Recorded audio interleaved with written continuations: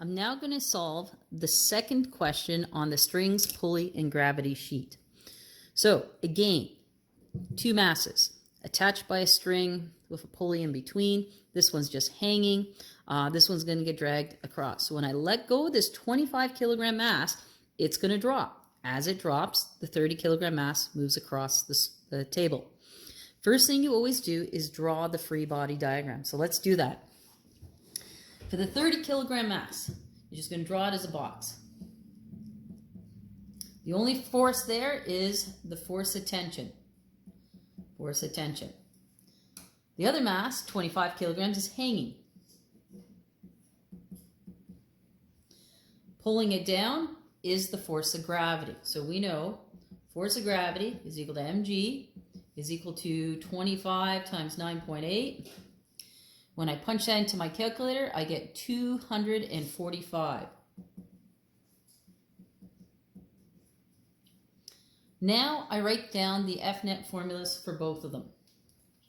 So for the first mass, I have F-net equals ma, which is equal to the sum of the forces. There's only one force here, so it just has to equal Ft. You plug in what you know. M is 30. So I have 30A is equal to Ft. I don't know anything else, so let's write the F-net formula for the second one now. So I know F-net equals ma equals the sum of the forces. There are two forces, okay? If I drew them in, you would know that we have a gravitational force down and a force of tension going up.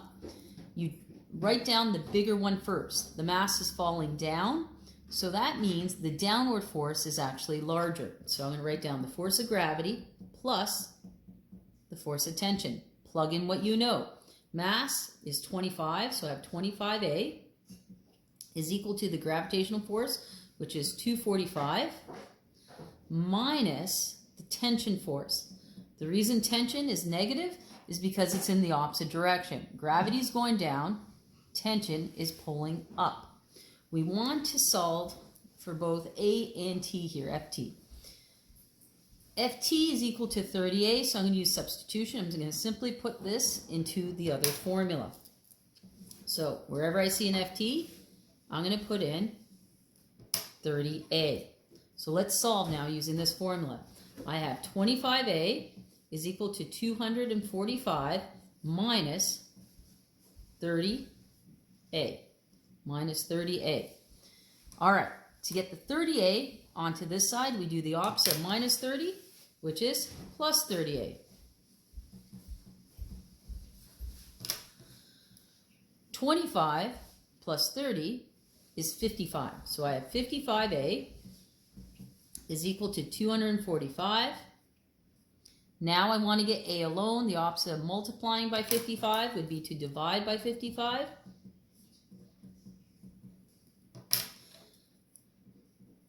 So I end up with A being equal to, when I punch it into my calculator, 4.45.